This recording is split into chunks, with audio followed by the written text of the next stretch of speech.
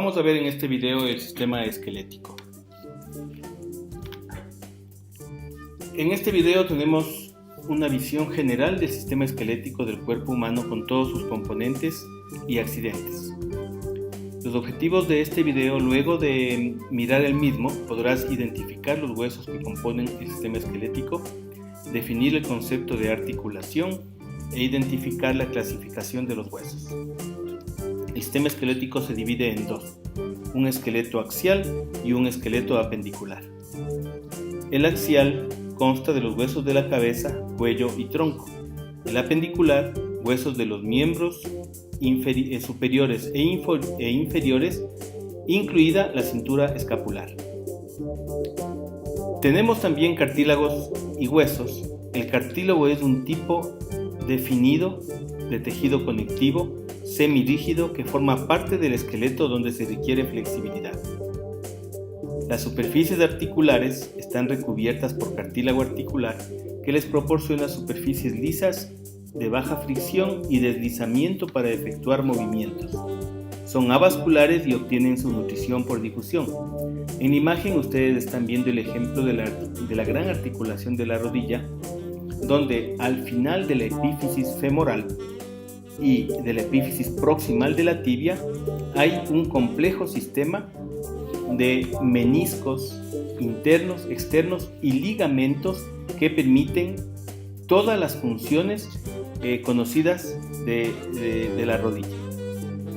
El hueso es un tejido vivo compuesto de tejido conectivo altamente especializado que proporciona soporte, protección, movimiento, que es la base mecánica, almacenamiento de calcio en forma de sales y aporte de nuevas células sanguíneas a la médula ósea.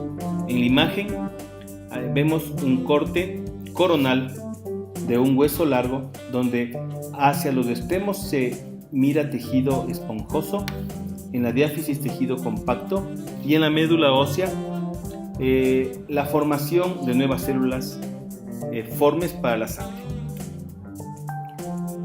La cobertura del hueso se llama periósteo y lo que cubre las articulaciones se llama pericondrio, un tejido conectivo fibroso que cubre como una funda los elementos óseos del esqueleto. El periósteo cubre la diáfisis de los huesos. El pericondrio cubre al cartílago. Nutren al esqueleto y depositan cartílago en la consolidación de las fracturas y brindan la interfase para la inserción de los ligamentos y tendones. En los tipos de huesos tenemos un hueso esponjoso y hueso compacto. Se diferencian por la cantidad de materia sólida y por el número y tamaño de los espacios que contienen. Dentro de la cavidad medular y entre las trabéculas existe médula ósea amarilla, grasa y roja que forman las células sanguíneas y plaquetas. El hueso compacto aporta fuerza para soportar el peso del cuerpo.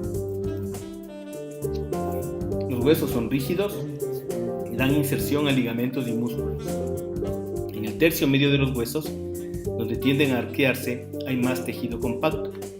Presentan elevaciones, protuberancias, crestas, tubérculos, que son conocidas también como accidentes.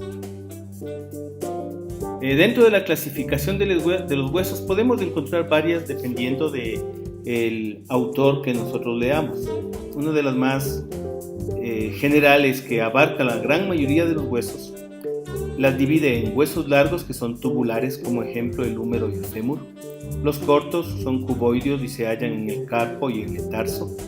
Los planos tienen una función protectora, como los huesos que envuelven al cráneo.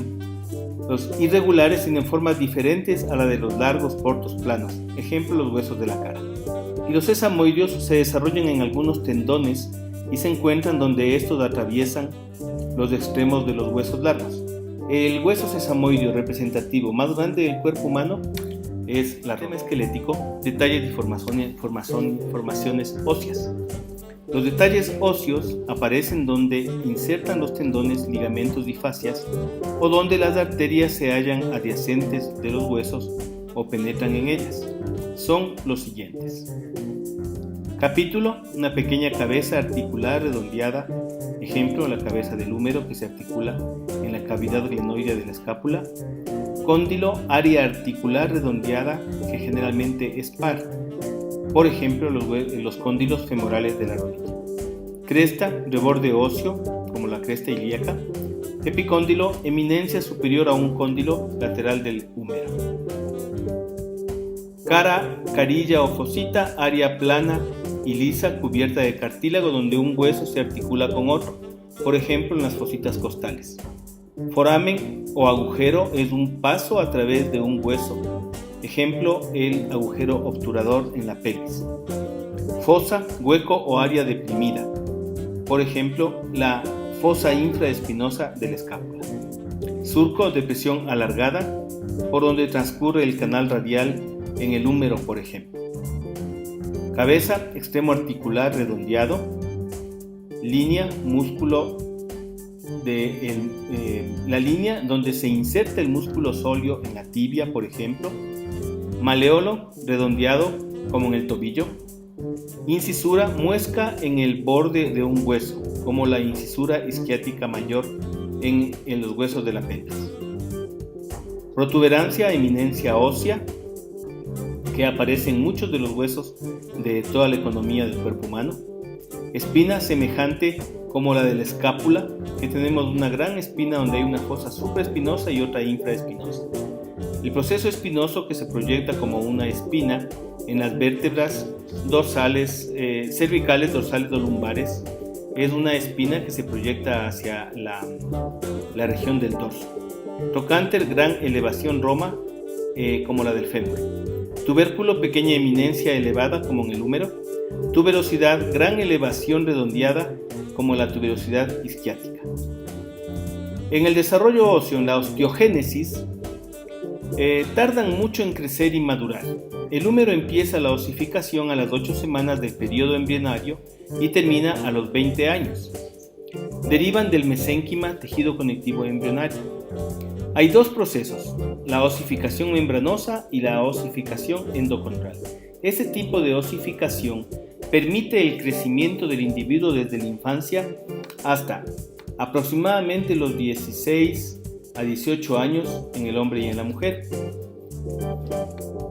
La vascularización e inervación del sistema esquelético consta de arterias nutricias que pasan oblicuamente a través de la diáfisis, a través de los forámenes nutricios, se dividen longitudinalmente y se ubican en cada epífisis. Irrigan la médula ósea, hueso esponjoso y las porciones más profundas del hueso compacto, a partir de muchas ramas periósticas. Por lo tanto, la extirpación del periósteo produce la muerte del hueso. A través de los sistemas harvesianos u osteonas, que albergan pequeños vasos sanguíneos, por un lado, por otro forman un plexo arterial periarticular que rodea la articulación. Las venas acompañan a las arterias en su paso por forámenes nutricios. Los linfáticos son abundantes en el periósteo. Los nervios acompañan a las arterias. Los nervios son abundantes en el periósteo. De ahí el dolor característico en un traumatismo o en un golpe en la cara anterior de las tibias, por ejemplo. Y explica lógicamente el dolor en las fracturas óseas. Tenemos también, dentro de la orientación clínica del sistema esquelético, tenemos huesos accesorios que se desarrollan cuando aparecen centros de osificación adicionales y forman huesos extra. Se observan a lo largo de suturas craneales, wormianos o suturales. Son frecuentes en los huesos de los pies.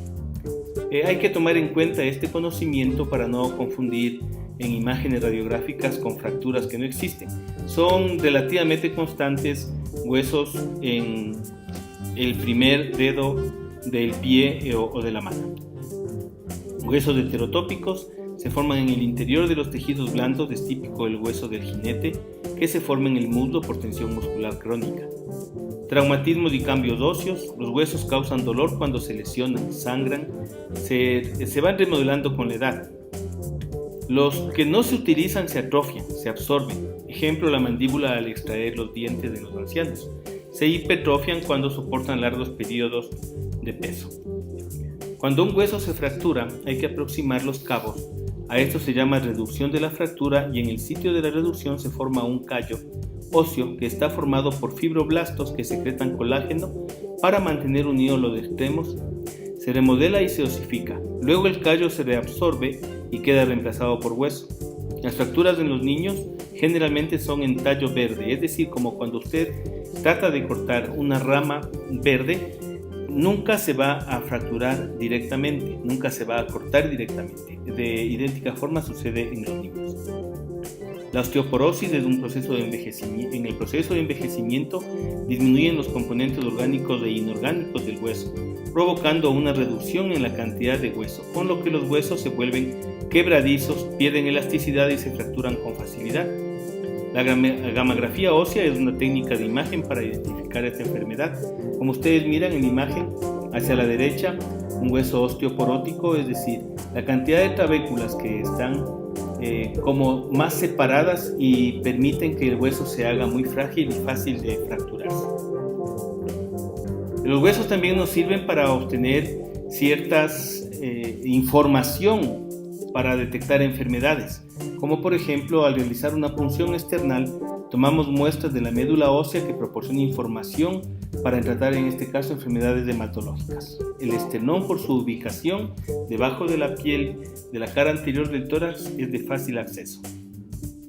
El crecimiento del hueso y la evaluación de la edad ósea. Esta determinación es importante en clínica, medicina forense y antropología. Es ayudado por los rayos X. Los criterios para identificar esto son la aparición de material calcificado en la diáfisis y epífisis, desaparición de la línea de crecimiento en el cuello del hueso, y en las niñas se osifican generalmente 1 o 2 años antes que el niño. Recuerden que la niña tiene mucho más rápido su maduración sexual hormonal, por lo tanto la osificación o soldadura de los huesos se produce un poco antes que en el varón. Pueden haber desplazamiento y separación de la epífisis, ocasionalmente un cartílago de crecimiento se puede confundir como una fractura, como están viendo en la imagen. ¿Cómo diferenciamos esto? Los bordes de la diáfisis y epífisis son lisos y curvados en la metáfisis, y en caso de una fractura el borde es agudo e irregular.